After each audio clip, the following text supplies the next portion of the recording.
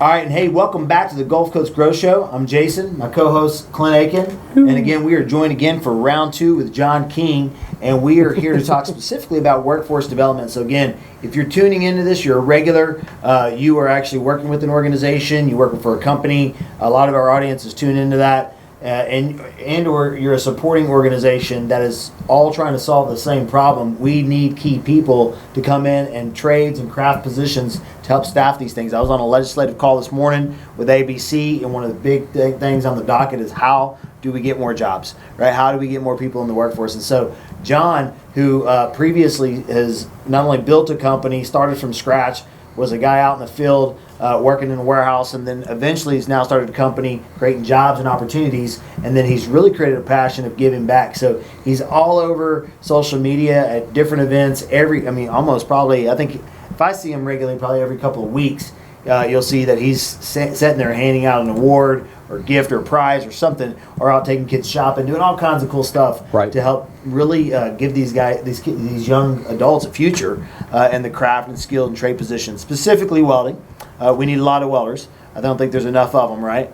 There's not. It's a dying trade, man. It's a dying trade. Okay. It is. So why don't we start there, John? So first, thanks for all your hard work. We're glad to have you. But tell us why it's a dying trade. Well, thanks for having me on the show again, man. And I have a tendency to believe that it's a dying trade. The technology that we have now is really advanced and really allowed a lot of welders be more of a welder than what they really are. But it helps with production. It helps with quality. I say it's a dying trade, and some people might not believe the same thing as I do, but that's okay. As far as the artistic ability and the motion and the angle of the dangle within the guy's head, and understanding design and how to build things, with their own hands, and coordination of how to do things old school. That's where I came from. Yeah. I was taught by a bunch of welders that were brought up in the 60s and 70s, and in the 80s as well. So it was a lot more difficult for someone to come up through the ranks, not having the technology we have today. So I say it's a dying breed because there is a lot of kids who, and a lot of young folks who want to get into the welding world.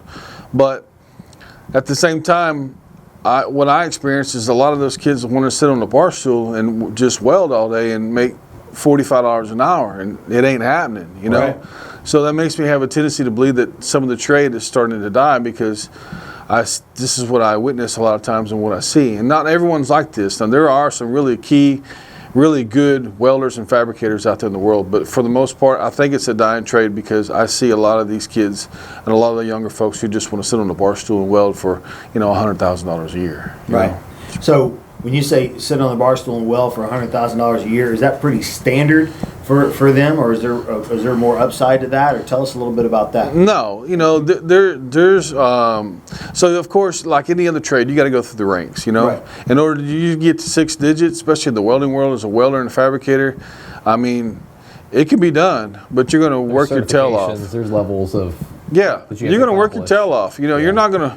It's very seldom that I ever hear about any welder making over 6 digits, just on a 9-to-5 job. I mean, that's with a MIG machine. That's slinging some. No, ain't no MIG welder making that. I can tell you that right now. I know. That's one of them Inconel, Waspaloid, TIG welders that that knows what's going on. That's slinging some cash out there. Right. You can't be slinging no dough like that, no MIG welder. Right. So, but everybody's got to go through the ranks, man, and come up and do their time. Regardless of who you are. I actually sold welding supplies for a little while. Oh, you did? Yeah. So I've been through some welding training myself. Oh, okay. And it's just kind of funny because when I ask people if they can weld and they tell me they can MIG, I'm like, no, ask if you could weld. And a welder gets that joke. See? Yeah. That's what's so funny. The MIG people, yeah, exactly. The MIG people are just kind of like, I don't understand. Why is that funny? Yeah, take the M and put a T there, and we'll talk about some alloys, and we'll talk about throwing some dough out then, Exactly. There you go.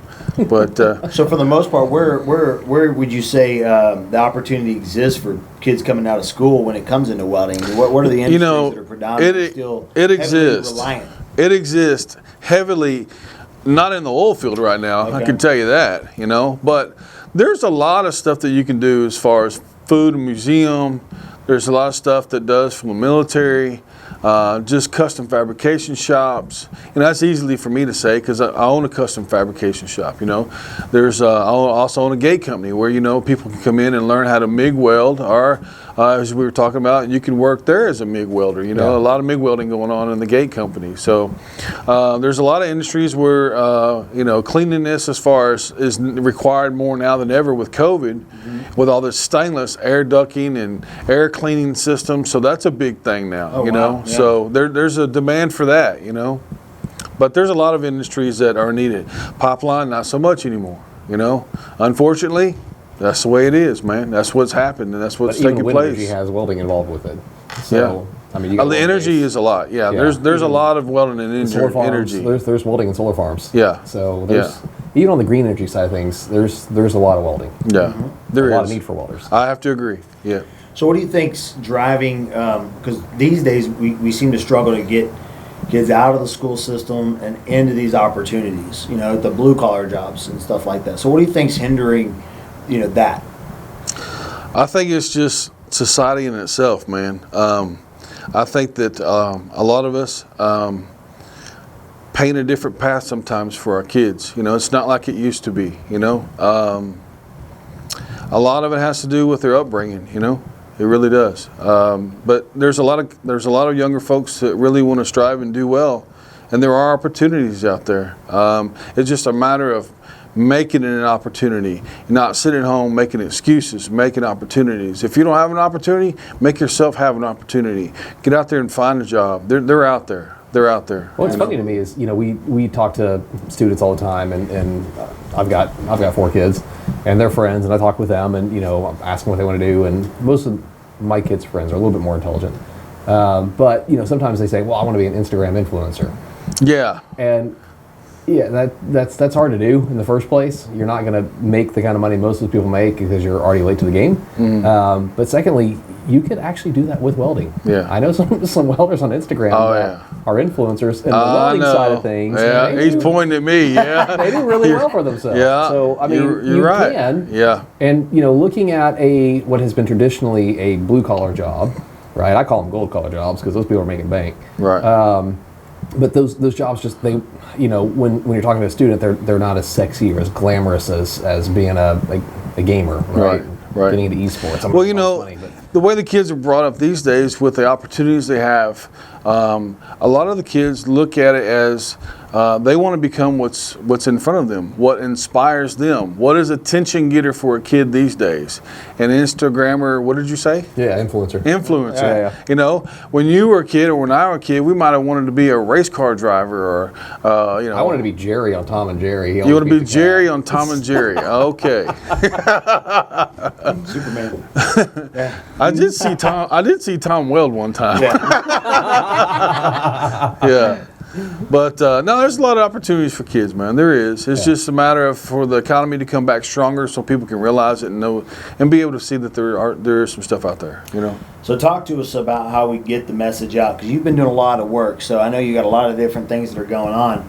Tell us a little bit about some of the work that you're seeing in the school districts, some of the work that you're doing with the districts to get these kids from these things to some of your events. Tell us some of the stuff you have coming up. So some stuff I have coming up this weekend, and it's March the 6th. We have the Huntsville, Texas High School Welding Series weld-off competition coming in this weekend. There's probably 4,500 people attending this thing. I go and I provide, as a guest speaker, and a lot of times I provide a lot of equipment and tools that I donate to the kids. I provide a lot of inspiration and hope that I'm influencing their confidence and get these guys up and so they do well in welding and fabrication and understand that you can go somewhere in life. No matter if it's in welding or whatever you want to do. But this particular trade, welding, there's a lot to it other than just welding. But you can become somebody in life. You keep doing what you're doing and. Self-respect and showing that you have drive and confidence within yourself and be creative, and you can get somewhere in life as a welder. There's no doubt about it. But people also have to understand that welding is only like a third of welding. And I know that probably doesn't make sense to a lot of people, especially today if you're not a welder. Okay, somebody had to design it on drawings and blueprints before the guy who's going to cut the metal knows how to cut it, right, and the guy who's going to fit it together knows how to fit it because he's a fitter. Mm-hmm. And then there's a guy who has to tack it, and there's a guy who has to weld it. You know, so there's a lot of knowledge and a lot of experience and a lot of other position trades that come along before an actual welder actually welds the part. Mm-hmm. Whether you are a fabricator and a welder combo, or you're just a welder, or you're just a fitter, you know, there's a lot of that goes into fabrication other than just welding, you know. Yeah. And I tell the kids all that all the time. Know your math, know your measurements, understand your increments and your measuring tapes, and understand what's within an inch. You know, you wouldn't be surprised how many employees I get that couldn't tell me how many 16ths are in an inch or how many 8ths are in an inch. Some can't even tell me how many quarters are in an inch. You know, and it's just a lack of knowing, man. A little bit of chemistry, because there's metallurgy has just a little bit of chemistry too. Yeah, not much. Yeah, a little bit helps. Yeah, a little bit helps. But knowing your math is most important. If you know your math and you read blueprints, if not, go to school and you know how to weld, man, you make a hell of a living for yourself. Heck yeah. Yeah. You know, and that's a great reminder, I think, for anybody, is that you don't have to, for lack of a better term, you know, weld yourself into a hole. Right. Or, you know, right. You can actually be as dynamic or as diverse as you want to be. You yourself have created essentially a brand, the JK Welding brand, and not every other company has that, right? There's a lot of fabrication companies that essentially exist and build stuff, and then there's you who's out there really making a difference, creating a difference, and you're getting to leverage a lot of the other gifts God gave you. You know, your ability to absolutely, your ability to share stories, and giving back. To give back. So I think it would remind everybody that, hey, it's not just a trade into a craft position; it's a gateway to who knows what, right? Absolutely. Maybe to, you know, we had was it S&B? Yeah. Oh yeah. Yeah. So those guys were on here, and you know, here we were talking about second and third generation of families creating jobs and opportunities for people, but then they go back into the rodeos and then they create more opportunity and so forth. Right. So and so it's like JD Slaughter. He's doing some really good things. He can do so many amazing things by just getting started. You know, and I think that's a great call out. Now, tell us one thing you mentioned earlier that I thought was really cool. Earlier, is you said with a lot of the giveaways, you do a lot of sponsorships. Tell us about the deal that you guys are doing with Northern Tool, because I thought that was really neat. Yeah, that's cool. Cool. So Northern, I think it was a year and a half or 2 years ago. I'm not really sure of the timing. I've been involved with Texas High School Welding Series for many years now, attending all these events and donating stuff and sponsoring on these kids, helping them out, giving them the right tools that they need to be successful. But, you know, I got a call from Eric from Texas High School Welding Series, and you know, he makes contact with all the companies that really help out and come forward with sponsorships. And he contacted me and goes, "John, what are you and JK Welding? What would y'all like to do for the kids?" And I said, "Well, you know, I don't want to buy trophies, and I don't want to buy belt buckles. I really like to be more involved." He said, "In what way?" I said, "Well, you know," he goes, "You want to write a check?" And I'm like, "No, I don't want to write a check. That's the last thing I want to do. I want to help out, but I want to help out in a different way." And he's like, "Well, I'm not sure I understand you." So apparently he had not dealt with anything about what I was about to ask for, you know. And then what I was about to ask for was the fact is, I said, "Hey, look, have you ever seen the Rockets, the Houston Rocket players and the Houston Astros, these famous ball players? They take some of these kids on shopping sprees." He's like, "Oh my gosh." I'm like, exactly. That's what I want to do. I got chills right now talking to you about it, man. But I said, "Look, Eric, I want to take these kids on a shopping spree. As a guy who's been a welder since the early '90s, an entrepreneur, a mentor, whatever you want to classify me. I've been called all kind of names in my life, you know." Except for short. Yeah, except for short. You don't get called short at 6'8". Yeah. But anyway, Eric thought it was a great idea. He was so pumped up. So I took the top 4 winners to Northern Tool. Donated $6,000. Northern Tool contacted me and said, "John, we would like to donate $6,000 to you personally, so you can make this a $12,000 shopping spree." And I was just blown out of the water and so cool. Excited, man, that this partnership was creating between me and Northern Tool. And so we did a $12,000 shopping spree, brought the camera crew, filmed it and everything. Everybody was really happy. And here we are, almost a year later now, and we're approaching that same time frame of coming to the end of the school year. That's that big time when all the winners are going to be announced, and we'll have to end up doing something else that's really cool with Northern Tool, of course. Nice. But there's other sponsors besides Northern Tool. Northern Tool helps out a lot. Outlaw Leather, they make custom welding hoods. You got to see them guys, man. They make leather pouches for these structural guys, and that carry bolts and bolt bends and nuts and stuff like that, for all those erecting buildings. They make some really nice welding hoods.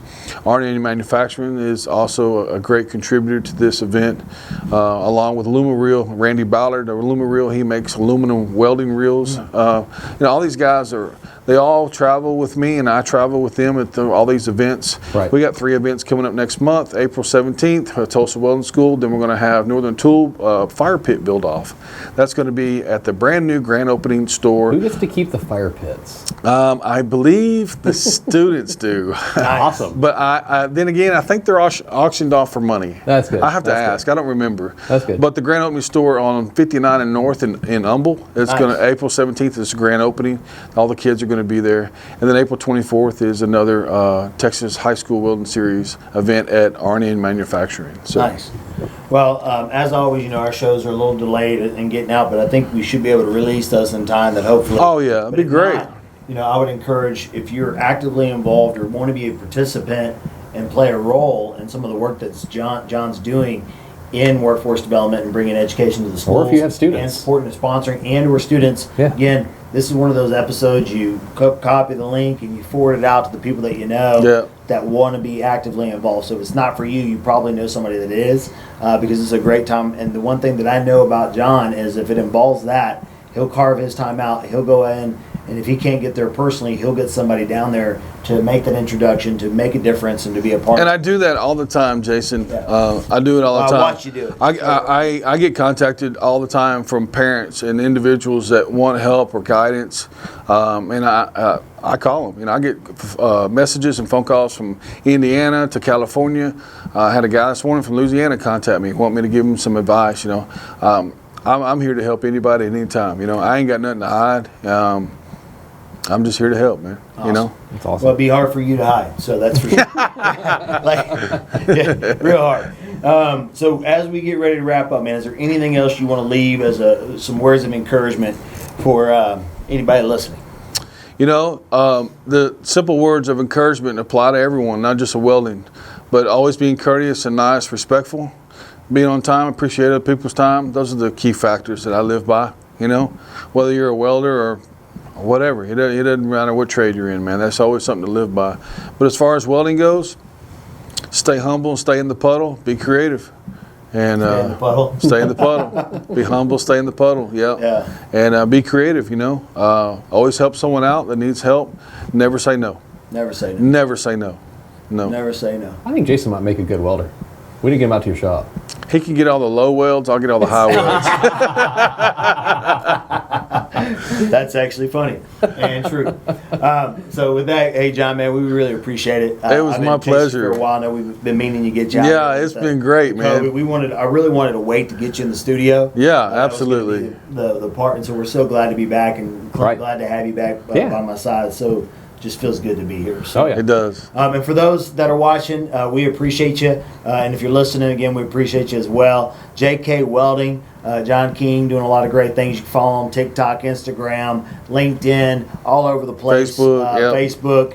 Make sure you're actively involved. If you're a business owner and your heart's trying to figure out how do I make a difference, reach out to John. Sure. John will get you connected, help you. He'll help you better understand. Maybe it's not in welding, but maybe it's getting down your path. You just don't know where to start as an owner.